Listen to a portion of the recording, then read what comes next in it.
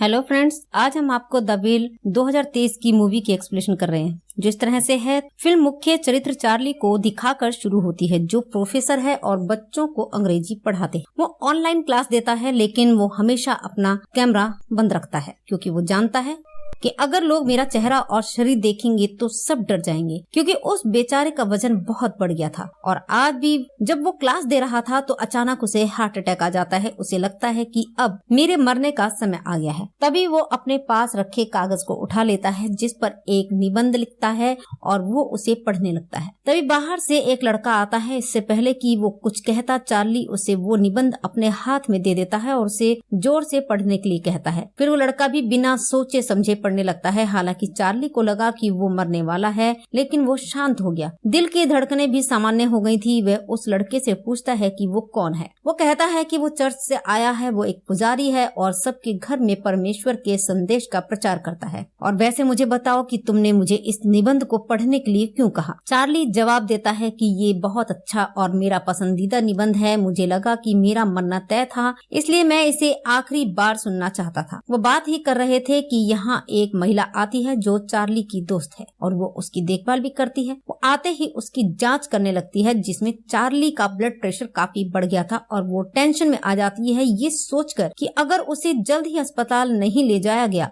तो उसके जल्द ही ऐसे ही मौत हो जाएगी। वो चार्ली को समझाने लगती है कि प्लीज हॉस्पिटल चलो। वो मना करता है और कहता है मैं अस्पताल नहीं जाना चाहता और वैसे भी मेरे पास इतने पैसे नहीं है। फिर वो पुजारी को देखती है और वो पूछती है कि तुम कौन हो। वो उसे अपने बारे में बताता है। वो अपने चर्च के नाम बताता है और ये सुनकर वो चिढ़ जाती है। कहती है कि मुझे उस चर्च से नफरत है, क्योंकि उस चर्च के लोग झूठे दावे करते हैं कि हम लोगों की जान बचाएंगे और उनकी मदद करेंगे, और अब भी वही ड्रामा कर रहे हैं कि हम चार्ली की जान बचा लेंगे। पुजारी जी कहते हैं कि जैसा आप सोच रहे हैं वैसा कुछ भी नहीं है। हम वास्तव में चार्ली की जान बचाना चाहते हैं। हम उस तक भगवान का संदेश पहुंचाना चाहते हैं ताकि वो भी समझ सके कि भगवान क्या कहना चाहता है, और फिर उसी के अनुसार अपना जीवन व्यतीत करता है। वो कहती है कि आप यहाँ से चले जाएं तो बेहतर होगा, क्योंकि ना तो मैं और ना ही चार्ली इन बातों पर यकीन करते हैं। हम दोनों चर्च से बहुत नफरत करते हैं, क्योंकि वहाँ से चार्ली को सिर्फ दर्द ही मिला। दरअसल चार्ली का बेस्ट फ्रेंड वहीं रहा करता था और वो चार्ली एक दूसरे से प्यार करते थे। लेकिन जब एक दिन उनके दोस्त की मौत हो गई तो चार्ली ने टेंशन में आकर अपने साथ ऐसा कर लिया। उन्हें एक खतरनाक बीमारी हो। इस तरह उन्हें चर्च से इतनी बड़ी पीड़ा मिली। अब ये बातें सुनकर याजक वहाँ से चला जाता है। वो समझती है कि चार्ली को भूख लगी है, तो वो उसके लिए चिकन से भरी बाल्टी लाती है, जो उन्हें काफी पसंद आया, और वो उसे मजे से खाने लगता है। इस तरह रात हो जाती है। आधी रात को भी चार्ली उस निबंध की तरह ही पढ़ता है और फिर वो अपने कपड़े उतारता है, अपना वॉकर लेता है और कमरे की ओर जाने लगता है। अब यहाँ हम पहली बार उनकी बॉडी देखते हैं, जो काफी बड़ी है और ये हर जगह से मोटा है। इस वजन से उसे चलने, यहाँ तक कि सांस लेने में भी मुश्किल होने लगती है। जैसे ही वो बिस्तर पर लेटते हैं, हम उनकी आंखों को देखकर समझ जाते हैं कि उन्हें बहुत दर्द हो रहा है। अगली सुबह जब वो उठता है तो सबसे पहले इंटरनेट पर अपनी बीमारी की खोज करता है। सारी बातें पढ़कर उन्हें पता चला कि मैं तो बस चंद दिनों का मेहमान हूँ, लेकिन फिर भी वो हानिकारक चीजें खाना बंद नहीं करता है। वो दराज से चॉकलेट खाने लगता है, लेकिन वो अच्छे काम को भी नहीं छोड़ते। जैसे वो साफ रहने के लिए शेव करता है, वह पक्षियों के लिए दाना डालता है। इतना सब करने के बाद वो अपनी जगह पर बैठ गया। तभी दरवाजा खोलकर एक लड़की आती है, जो असल में उसकी बेटी थी। उसका नाम एली था। एली जब 8 साल की थी तब चार्ली ने अपनी पत्नी और बेटी को छोड़ दिया, क्योंकि वो अपने दोस्त के साथ रहना पसंद करता था। वो अपनी पत्नी से बिल्कुल भी खुश नहीं थे। तभी से उनकी बेटी उनसे नफरत करती है, उसे देखना भी नहीं चाहती, क्योंकि बार बार उसे एहसास होता है कि मेरे पापा हमें उस वक्त छोड़कर चले गए जब हमें उनकी बहुत जरूरत थी। लेकिन कभी कभी वो यहाँ आ जाती है और हर बार पापा से बदतमीजी से बात करती है। लेकिन चार्ली को कभी भी उसकी बातों का बुरा नहीं लगा। आज भी वो उनके साथ एक के बाद एक बदसलूकी कर रही थी, लेकिन फिर भी वो अपनी बेटी को आश्वस्त होने के लिए कहता है कि मैं चाहता हूँ कि मेरी प्यारी बेटी हर दिन यहाँ आए और मेरे साथ रहे, क्योंकि मैं जानता हूँ कि मेरे पास कुछ ही दिन बचे हैं। लेकिन वो जवाब देती है, मैं यहाँ रोज रोज नहीं आ सकती, मेरे पेपर आने वाले हैं और मुझे सबसे ज्यादा चिंता अंग्रेजी के पेपर की होती है। चार्ली कहता है कि मैं तुम्हारी तैयारी कागजों में करवा दूंगा, क्योंकि मैं एक अंग्रेजी शिक्षक हूँ, आप बस आते रहो। ये सुनने के बाद भी उसे उस पर दया नहीं आती। वो वहाँ से जाने लगती है। फिर चार्ली कहता है कि अगर तुम रोज आती रहो फिर मैं तुम्हें अपने खाते के सारे पैसे भी दे दूंगा। ये लगभग $1,00,000 से अधिक है। ये सुनकर वो चुप हो गई। वो सोचने लगती है क्योंकि ये बहुत बड़ी रकम थी अभी के लिए। हाँ, वह नहीं बोलती क्योंकि वह अब गुस्से में है। अब वह अपने पिता को और परेशान करने के लिए दरवाजे पर आती है और कहती है कि अगर तुम चाहते हो कि मैं रोज तुम्हारे से मिलने आऊं, फिर बिना वॉकर के चलकर मेरे पास आना। यहाँ तक कि चार्ली अपनी बेटी के लिए जो कुछ करने के लिए तैयार है वो राजी हो जाता है। हालांकि वो जानता था कि ऐसा नहीं होगा। वो अपनी पूरी ताकत लगाकर खड़ा होने की कोशिश करता है लेकिन बेचारा नीचे गिर जाता है। ये देखने के बाद एली यहाँ से चली जाती है। चार्ली का दोस्त उसके घर आया। उसकी जांच करने के बाद वह सफाई कर रही थी तो उसे एक निबंध मिलता है जो एली द्वारा लिखा गया था। वो समझ गई कि चार्ली की बेटी यहाँ आई है और चार्ली उसकी पढ़ाई में मदद कर रहा है। वो उसे डांटती है कि तुम भूल गए क्या हुआ जब आपका तलाक हो गया, आप अपनी बेटी से नहीं मिल सकते। इस तरह की कानूनी कार्रवाई आपके खिलाफ की जा सकती है। चार्ली का कहना है कि मुझे इन बातों से कोई फर्क नहीं पड़ता, मैं किसी भी कीमत पर अपनी बेटी से मिलना चाहता हूँ। ये सुनकर उसकी दोस्त चुप हो जाती है। थोड़ी देर बाद वो चार्ली को खाने के लिए बर्गर देती है जिसका एक टुकड़ा उसके गले में फंस गया। उसका दम घुटने लगता है। ये देख उसकी दोस्त आती है और उसकी गर्दन पर मुक्का मार देती है और एक टुकड़ा निकल जाने पर उसकी जान बच जाती है। इस वजह से वो चार्ली से नाराज हो गई। गुस्से में वो कहती है कि मरना है तो फिर मजे से मरना, पर मेरे सामने मत मरना। लेकिन थोड़ी देर बाद अपनी गलती का एहसास होने पर वो चार्ली से माफी मांगती है और उसे फिर से बर्गर खाने को देती है। और अब ऐसे चल रही थी चार्ली की जिंदगी। वो हर दिन ऑनलाइन क्लास देता था जिसमें वो बहुत प्यार से पढ़ाते थे। लेकिन आज क्लास खत्म होने के बाद वो अपनी पुरानी तस्वीर देखते हैं जिसमें उसका एक करीबी दोस्त था। चार्ली उसे याद करने लगा और उस कमरे में जाता है जहाँ वो रहता था।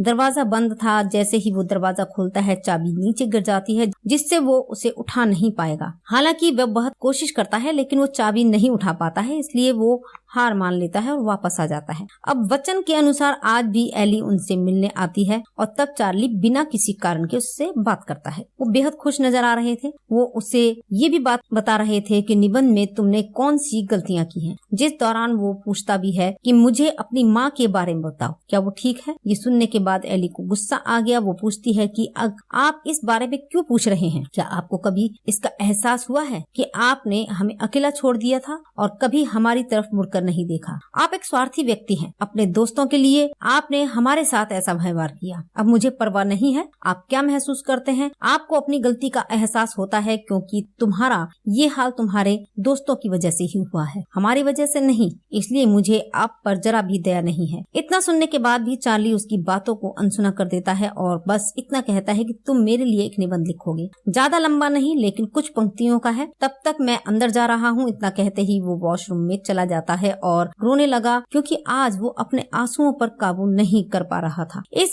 बात को एली ने भी महसूस किया लेकिन उन्हें इस बात की कोई परवाह नहीं है। तभी दरवाजे पर दस्तक हुई। पुजारी जी आ चुके थे और जब एली को पता चला कि वो चर्च से आई है फिर वो उससे पूछती है कि कल फिर आऊंगी, तुम भी आ जाओ, मुझे आपसे बात करनी है। ये कहकर वो वहाँ से चली जाती है। अब पादरी चार्ली से कहता है कि मैं तुम्हारी मदद करना चाहता हूँ। वो उसे अच्छे बुरे बातें बताने लगता है जिस पर चार्ली का जवाब था कि मुझे तुम्हारी इन बातों में कोई दिलचस्पी नहीं है। अगर तुम सच में मेरी मदद करना चाहते हो फिर मेरे साथ आओ। और वो उसी कमरे में आता है, उससे गिरी हुई चाबी उठाकर कमरा खुलवाता है। उसी समय चार्ली की दोस्त आ जाती है और वो पुजारी को देखती है और कहती है कि ये लड़का यहाँ फिर क्या कर रहा है। चार्ली जवाब देता है कि उससे नाराज होने की जरूरत नहीं है, मैंने उसे बुलाया है। वो कहती है ठीक है, उसे छोड़ दो, देखो मैं तुम्हारे लिए क्या लाई हूँ, तुम्हारा उपहार। ये कहकर वो व्हील चेयर निकाल लेती है और उस पर बैठकर वो बहुत खुश हुआ क्योंकि वो आसानी से इधर उधर आ जा सकता था। लेकिन वो पुजारी से कहती है कि थोड़ी देर के लिए बाहर आओ, मुझे आपसे बात करनी है। उसे बाहर लाती है और कहती है यहाँ फिर कभी मत आना, ठीक है। पुजारी मना कर देता है कि मैं ऐसा नहीं कर सकता, मुझे आना ही होगा क्योंकि मैं चार्ली की मदद करना चाहता हूँ, इस कष्ट में जीवन से मुक्ति दिलाना चाहता हूँ। उसकी दोस्त कहती है कि ये तुम्हारे लिए बहुत छोटी सी बात होगी लेकिन चार्ली और मैंने बहुत कुछ सहा है जिसके पीछे चर्च जिम्मेदार है। दरअसल चार्ली का दोस्त मेरा भाई था लेकिन उसकी गहरी दोस्ती देखकर मेरे पापा को आपत्ति होने लगी कि दो लड़कों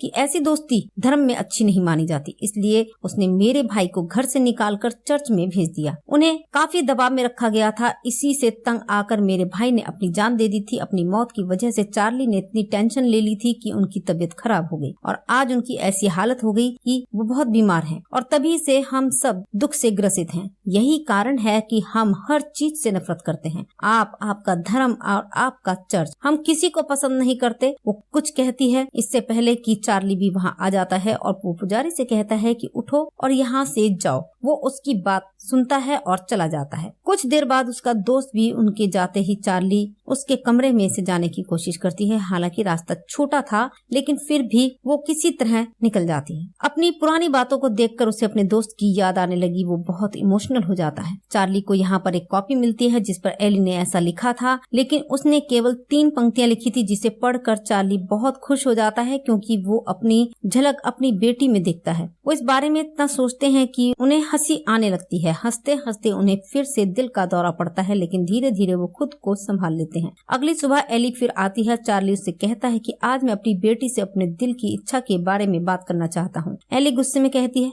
मैं तुमसे बात नहीं करना चाहती, तुम मुझे बताओ जब मैं छोटी थी आपने हमारी बिल्कुल भी परवाह नहीं की। आपने बात करना, मिलना और सब कुछ बंद कर दिया। क्या मैं इसका कारण जान सकती हूँ? चार्ली अपने दोस्त के इतने करीब होने की वजह से जवाब देता है, सब मुझसे नफरत करने लगे। यही कारण था कि मैं आपसे नहीं मिला, क्योंकि इस बात का आप पर भी बुरा असर पड़ सकता था। एली कहती है कि ये सब छोड़ो, मैं सैंडविच बना रही हूँ, खाओगे क्या? चार्ली खुशी से सहमत है और कि मेरी बेटी मेरे लिए सैंडविच बना रही है। लेकिन जैसे ही वो सैंडविच खाता है वो सो जाता है और जैसे ही एली सीक्रेट रूम में जाती है दरवाजा खटखटाया जाता है क्योंकि पुजारी आ गया था, जिसे एली खींच लेती है। लेकिन चार्ली की हालत देखकर पुजारी डर गया। इतना शोर करने के बाद भी वो नहीं उठा। तभी एली उससे कहती है कि मैंने उसके सैंडविच में इतनी सारी गोलियां डाल दी हैं। पुजारी डर जाता है कि वो इतनी अजीब लड़की है और कहता है कि मैं जा रहा हूँ। एली कहती है, नहीं, यहाँ बैठो, तुम कहीं नहीं जा सकते। और उसकी बातों में फंसकर वो उसे धूम्रपान करने के लिए मजबूर करती है और जैसे ही पुजारी धूम्रपान करना शुरू करता है वो उसका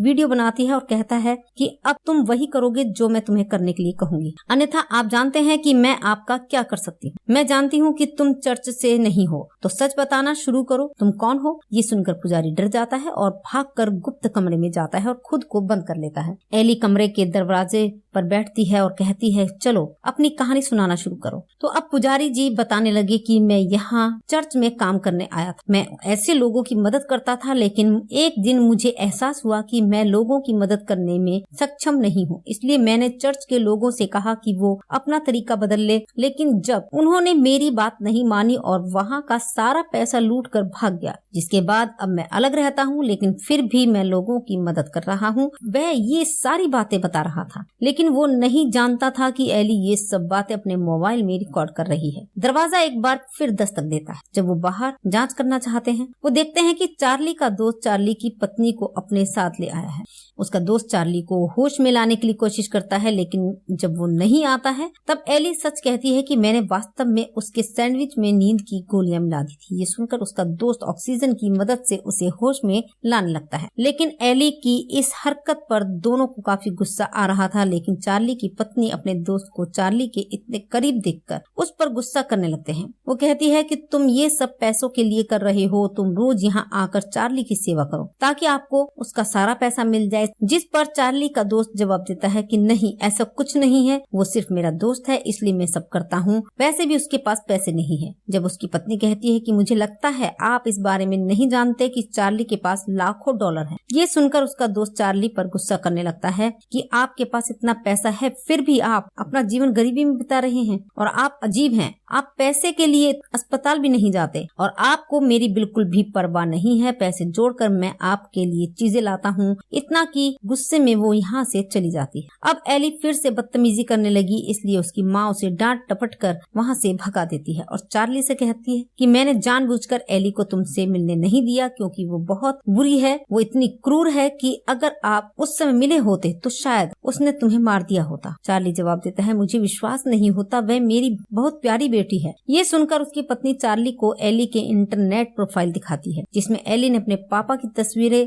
इंटरनेट पर पोस्ट की हैं और खूब धमाल मचाया था। जिसके बाद इन दोनों को अपना पुराना समय याद आने लगता है कि हम साथ में कितने खुश रहते थे। चार्ली का कहना है कि मैं मरने से पहले अपनी बेटी के लिए कुछ करना चाहता हूँ, कि मेरे खाते में जो भी पैसा है मैं उसे एली को दे दूंगा उसकी पत्नी मना करती है कि ऐसा मत करो, तुम गलत करोगे क्योंकि वो बिगड़ जाएगी। ये कहकर वो वहाँ से चली जाती है। तभी चार्ली का पिज्जा भी आ गया था और आज वो खुद पिज्जा लेने निकलते हैं। जैसे ही डिलीवरी बॉय चार्ली को देखता है वो डर जाता है और भाग जाता है। इस वजह से उन्हें इतना गुस्सा आया कि अंदर आकर गुस्से में पिज्जा खाने लगे। वह चॉकलेट खाता है और फिर टॉफी, साथ ही वह फ्रिज की हर चीज खाने लगता है। इस वजह से उसे उल्टियां होने लगती हैं। इधर उसका दोस्त आता है और चार्ली को बताता है, मुझे पता है कि आप अपना इलाज करवा सकते थे, लेकिन आपने जानबूझकर ऐसा नहीं किया क्योंकि आप खुद को सजा देना चाहते थे। मेरे लिए बहुत दुख की बात है, पहले मैंने अपने भाई को खोया और आज तुम जा रहे हो। क्योंकि चार्ली की हालत बिगड़ती जा रही थी, वो अपनी अंतिम सांसें गिन रहा था, लेकिन फिर भी